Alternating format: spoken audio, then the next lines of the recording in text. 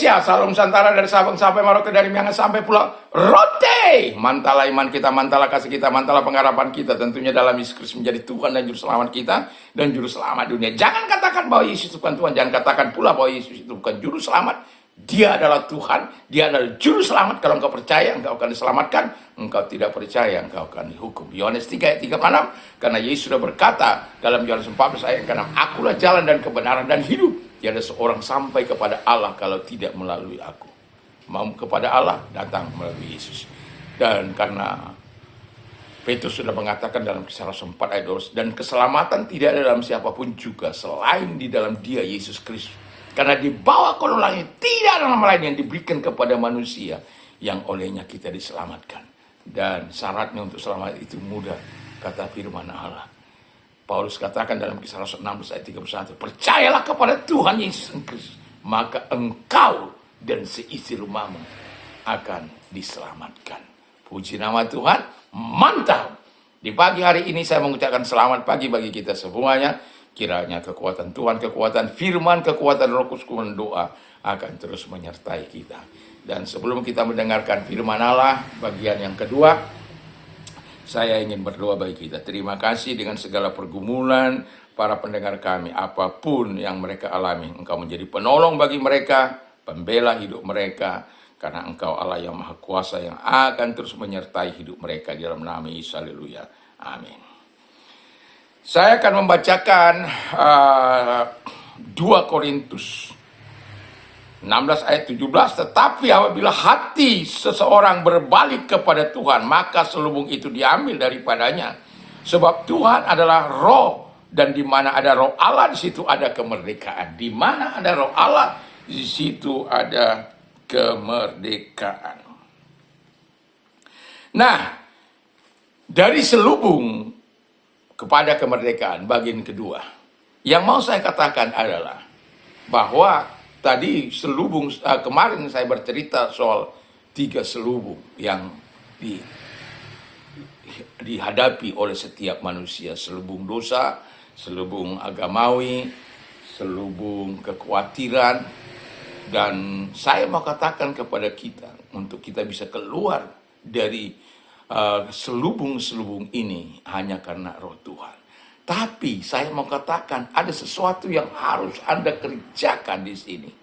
Dikatakan kalau yang pertama, kalau bagaimana kita bisa keluar dari selubung ini, dikatakan dengan jelas oleh firman Allah.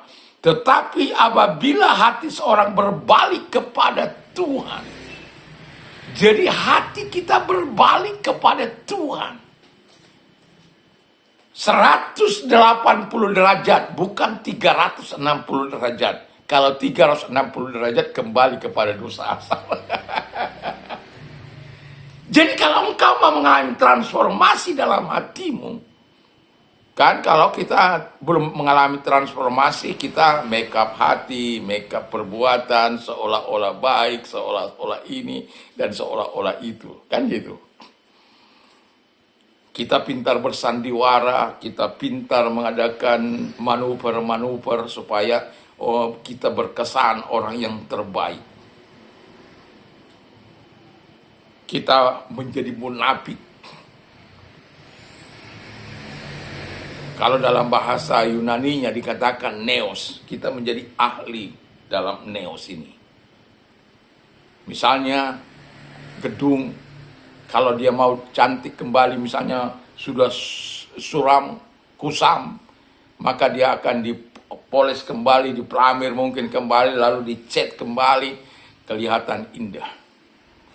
Tapi itu hanya sementara. Manusia memoles dirinya seperti kata-kata manis, padahal hatinya penuh dengan kejahatan. Kita akan pernah menemukan orang-orang yang selalu manis kata-katanya, yang selalu indah kata-katanya, tapi hatinya penuh dengan kejahatan. Tapi justru sebaliknya, seperti saya ini. Orang yang meledak-ledak, orang yang terus terang, dianggap kasar. Dianggap terlalu dan lain sebagainya. Ada kita lihat orang seperti itu. Manis, saya sering menghadapi orang seperti itu. Tapi sebenarnya dia adalah serigala yang buas, yang siap mencabik-cabik, yang siap menghancurkan. Karena antara perkataan dan hatinya berbeda. Antara perkataan dan perbuatannya berbeda. Perkataannya manis, tapi perbuatannya pahit. Perkataannya indah, tapi penuh dengan kejahatan. Kenapa? Hatinya belum berbalik kepada Tuhan. Selubung itu belum diambil. Selubung dosa belum diambil. Selubung agamawi belum diambil. Sehingga kejahatanlah yang dilakukannya. Hanya bisa bersandiwara. Hanya bisa neos dalam hidupnya. Enggak bisa yang lain. Hanya bisa itu saja dilakukannya. Kenapa? Ya, namanya sandiwara, namanya hipokrit. Sandiwara itu kan tidak kejadian yang sebenarnya. Tapi kalau orang-orang yang hidup selubung itu telah diambil daripadanya, kalau dia hidup bersandiwara, dia akan dikejar oleh Tuhan, dikejar oleh Roh Kudus dalam hidupnya, sehingga akan ada tuntutan dakwaan yang dilakukan oleh Roh Kudus dalam hidupnya sampai dia mengakuinya di hadapan Tuhan. Terkecuali orang yang sudah menjadi bebal, kebal, tebal, nabal, akhirnya gagal. Orang yang tebal, kebal, bebal, nabal, pasti hidupnya gagal. Tidak mau dengar firman Allah, seperti Nabal itu. Sudah ditolong oleh Daud tapi tidak mau memberikan pertolongan juga, sekedar dari hasil panennya. Dan Daud sangat marah. Dia berikhtiar untuk membunuh Nabal. Nabal itu orangnya bebal, kebal tebal, tidak mau mendengar. Dan pada akhirnya Daud berencana membunuh. Tetapi datang istrinya Abigail, yang orang yang bijak itu, datang sujud melihat, dikatakan melihat engkau seperti melihat malaikat. Akhirnya luluh lantak hati si Daud. Lalu kemudian Tuhan sendiri yang membunuh. Tidak perlu dikotori tangannya oleh Daud. Ya. Jadi tidak perlu tangannya harus berlumuran darah si Nabal. Tuhan sendiri melakukan malam itu juga. Apa yang mau saya katakan di sini? Orang bisa berbuat dosa seenak-enaknya, tapi kalau sudah datang waktunya Tuhan, engkau tidak akan berbuat apa-apa. Sekalipun engkau berkata, hai hatiku, bersenang-senanglah, puaslah engkau menikmati segala apa yang ada padamu. Hei orang bodoh! Alkitab katakan, kalau engkau mengatakan itu, engkau dikatakan bodoh. Karena apa? Engkau tidak tahu kepada siapa engkau sediakan itu. Kepada generasimu, oke.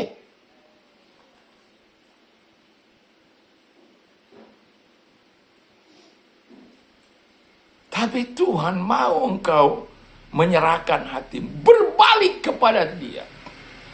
Makanya dalam 2 Korintus 5 ayat 17. If anyone, jika seseorang yang bagaimana? Yang seseorang yang tinggal di dalam Yesus. He is a new creation. Dia adalah ciptaan yang baru. All things have passed away. And behold, all things become new. Jadi yang lama sudah berlalu, sesungguhnya yang semua yang baru sudah datang. Itu yang dinamakan kenos. Kenos itu adalah sebuah kekuatan dari Tuhan, yang dimana Tuhan memerdekakan kita, mengangkat selubung dosa, selubung roh agamawi, selubung kepura-puraan, kekhawatiran apapun yang tidak sesuai dengan kehendak Tuhan diangkat oleh Tuhan supaya engkau bisa menjadi ciptaan baru. Di mana pola pikirmu akan menjadi pola pikir ilahi. Apa yang tidak Tuhan suka, engkau menjadi tidak suka. Apa yang Tuhan suka, engkau akan menjadi suka. Tadinya engkau sangat sulit untuk bisa berdoa, engkau akan suka untuk berdoa. Tadinya engkau tidak mau memperkatakan firman Allah ketika engkau duduk, ketika engkau berjalan, ketika engkau ada dimanapun.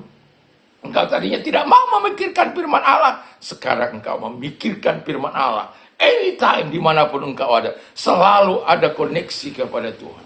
Tadinya engkau yang tidak tahu bersyukur kepada Tuhan, ribuan terima kasih engkau berikan kepada Tuhan. Tadinya engkau yang tidak bisa memuji Tuhan, ya mungkin dari ribuan, puluhan bisa engkau berikan kepada Tuhan. Pujian yang engkau berikan kepada Tuhan, pengagungan. Karena apa?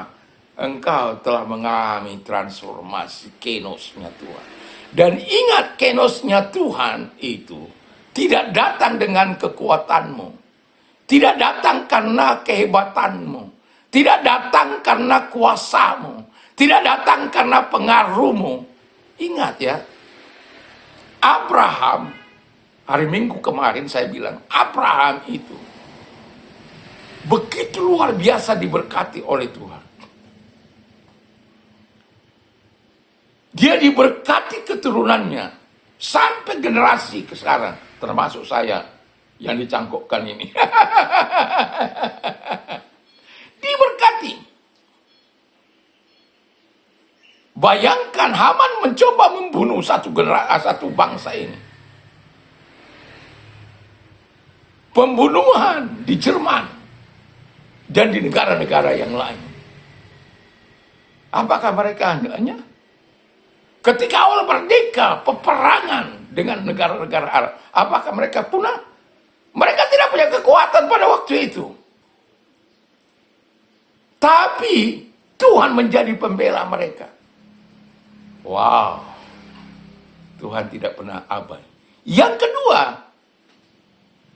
dia menjadi berkat.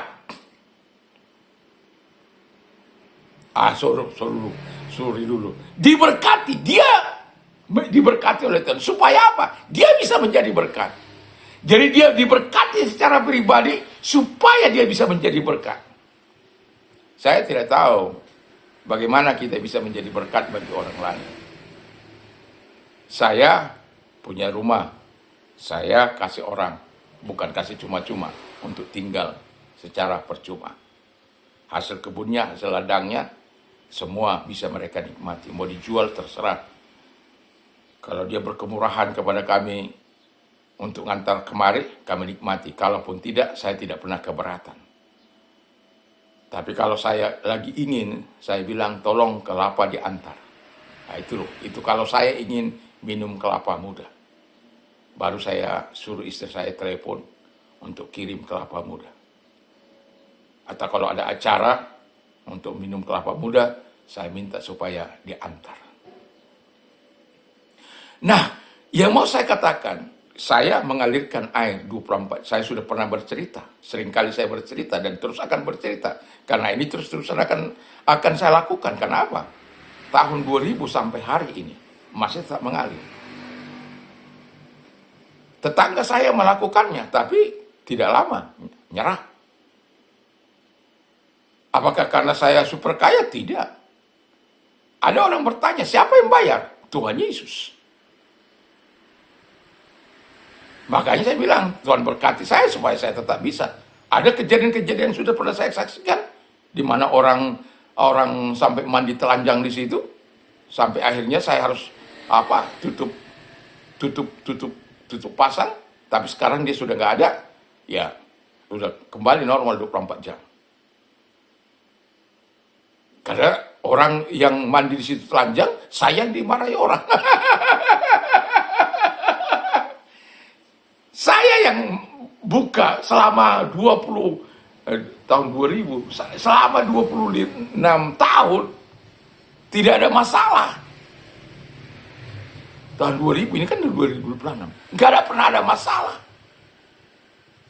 Tapi di 2026 bulan Juni, Juli itu, orang mandi telanjang, cewek lagi. Istri saya cerita, ada orang lagi dia mandi telanjang, orang itu nggak mau apa, nggak mau pergi. Karena apa? Lalu saya dimarahi orang, makanya saya tutup apa. Tapi saya bilang begini, Tuhan, saya membuka itu bukan untuk saya dimarahi orang, tapi saya membuka itu untuk memberkati orang. Saya nggak tahu bagaimana cara Tuhan untuk melalukan orang ini. Tapi saya sampaikan itu pada Tuhan. Saya tetap ingin berbuat baik. Dan pada akhirnya, orang itu disingkirkan Tuhan. Bukan meninggal dunia, bukan. Tapi dia tidak lagi ada di sini. Gitu. Dan semoga selama-lamanya dia nggak akan pernah lakukan itu lagi di sini. Nah, yang mau saya katakan adalah, kualitas hati kita ketika kita serahkan, kita berbalik kepada Tuhan dengan sungguh-sungguh menyerahkan diri kemerdekaan dari Tuhan. Selubung itu sudah diangkat, lalu kita bukan hanya dibuat begitu, kita menjadi ciptaan baru. Kita serahkan hati kita, lalu kita menjadi ciptaan baru dalam Dia. Dan kemudian kita mengalami kemerdekaan. Hati kita mengalami transformasi ilahi. Dan saya sudah katakan tadi bahwa pikiran kita, hati kita, perbuatan kita, kita arahkan sesuai dengan apa yang dikehendaki oleh Tuhan. Kalau Tuhan ajar kita murah hati, kita akan murah hati. Kalau aku memberkati engkau supaya engkau bisa menjadi berkat. Lalu apa lagi? Jadi setelah dia diberkati, engkau menjadi berkat. Dan kita lihat, kalau mau tahu hari khotbah minggu yang lalu, minggu yang baru ini. Lalu kemudian pengaruh yang keempat, ada pengaruh, kekuasaan, tapi tidak dipakai untuk melakukan kejahatan. Coba orang yang bertobat, memiliki kekuasaan, dia menindas orang, menindas rakyat kecil, menindas orang-orang. Kekuasaannya dipakai untuk korup, pengaruhnya dipakai untuk cari wibawa, cari macam-macam, cari dukungan dan lain sebagainya. Perbuatannya perbuatan dosa.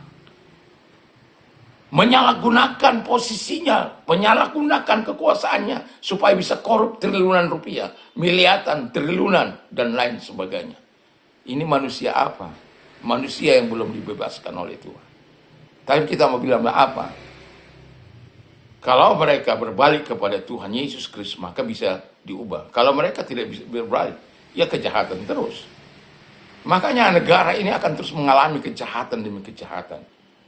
Karena yang bisa mentransformasi itu hanya Roh Kudus, hanya Yesus. Ingat, hanya Yesus yang bisa mentransformasi hati supaya hidup benar, berkenan, takut Tuhan. Dan kalau orang sudah takut akan Tuhan, wow, saya yakin ketika orang takut akan Tuhan, maka apa yang dipercayakan kepadanya, dia akan lakukan dengan baik. Terpujilah Tuhan yang maha baik itu. Dan saya mau katakan kepada kita, serahkan hatimu pada Tuhan, berbalik kepada Tuhan, supaya engkau bisa mengalami transformasi. Ketika engkau bisa mengalami transformasi, bukan hanya hatimu mengalami mengalami kebahagiaan yang begitu luar biasa, ekonomimu juga akan diangkat oleh Tuhan. Percaya ketika engkau sungguh-sungguh. Kan firman Allah mengatakan begini dalam Yohanes 15 ayat yang ke-7. If you abide in me and my words abide in you, you will ask what you desire, it shall be done for you. Jika engkau meminta sesuatu kepadaku, jika firmanku tinggal dalam engkau dan engkau tinggal dalam aku, atau jika engkau tinggal dalam aku dan firmanku tinggal dalam engkau, mintalah apa saja yang engkau minta, maka engkau akan mendapatkannya, mendapatkan keinginan. Whatever I say to you, whatever you ask. Jadi apa saja yang kau minta in my name, di dalam namaku, I will do it. Aku akan lakukan. Dan Yesus juga berkata, Jika engkau percaya kepadaku, mintalah apa saja, maka akan kuberikan kepadamu, dan engkau akan memilikinya. Wow. Jadi Tuhan itu sudah menyediakan yang terbaik. Tapi kamu tidak akan punya kekuatan untuk itu, untuk bisa berhadapan dengan Tuhan yang Maha Kuasa itu, kalau hidupmu, hatimu tidak benar. Kalau selubung-selubung itu belum diangkat, hidupmu tidak akan pernah mengalami transformasi. Setan juga bisa beli kekayaan, tapi hatimu nggak damai. Kalau Tuhan berikan engkau kekayaan, engkau bisa menjadi berkat seperti Abraham itu. Ya. Dan oh ya, itu tadi 4. Yang kelima itu Abraham itu dipelihara oleh Tuhan. Barang siapa mengutuki engkau, aku akan kutuk. Tapi barang siapa mengutuk engkau, memberkati engkau, akan berkati. Jadi ada pemeliharaan Tuhan dalam hidup daripada Abraham. Dan kalau engkau mau menikmati pemeliharaan Tuhan, mari serahkan hati, berbalik kepada Tuhan. Yesus akan menolong engkau. Roh Kudus, Bapa yang baik itu, yang penuh cinta, akan tinggal dalam hatimu. Kiranya Tuhan Yesus memberkati kita. Mari kita berdoa. Terima kasih Tuhan. Engkau sangat luar biasa dalam nama Yesus. Kiranya Tuhan memberkati kami, menolong kami, sehingga Tuhan dimuliakan, ditinggikan, diagungkan. Dalam nama Yesus. Kalau engkau sedang sakit, apapun sakit penyakit, dalam nama segala sakit penyakit yang mereka miliki, aku perintahkan dalam nama Yesus, keluar, hancurkan dengan kuasa-Mu. Dan terpujilah engkau. Dan kami juga berdoa kiranya Tuhan menolong supaya engkau menyatakan segala kebaikan-Mu kepada mereka-mereka yang memerlukan bantuan. Allahku akan mencukupi segala kebutuhan menurut kekayaan dan kemuliaan dalam Kristus. Apapun itu, kebutuhan apapun itu. Mari arahkan tangan kepada Tuhan. Mari kita berdoa. Dalam nama Yesus, segala apa yang menjadi kebutuhan mereka, Allahku akan menjawab seluruh kebutuhanmu. Dalam nama Yesus, kiranya Tuhan menolong mereka satu demi satu, dan mereka memuliakan Engkau dalam nama Yesus. Amin. Kiranya Tuhan Yesus memberkati kita, dan saya akan terus menghimbau kita untuk terus bertekun dalam doa. Dan ingat ya, saya mau katakan kepada kita supaya kita keluarga maulah berdoa sepakat ya. Baca itu dalam Kisah Rasul, dalam Matius 18 ayat 18 sampai 20 itu. Dan kau akan menikmati. Saya sudah seringkali bersaksi bagaimana Tuhan mau melakukan sesuatu yang baik. Kadang-kala kita lupa apa yang dikatakan oleh Tuhan karena kita kesibukan kita. Tapi ketika kita selubung itu diambil oleh Tuhan, Tuhan akan selalu mengingatkan kita kepada hal-hal yang baik. Kiranya Tuhan Yesus berkata, oh ya, jangan lupa perkatakan firman Allah dan juga hidup dalam doa. Dan kalau malam mau istirahat, baca firman Allah, perkatakan ya, firman Allah itu sepanjang kehidupanmu. Tuhan Yesus memberkati. Mantap, mantap, mantap.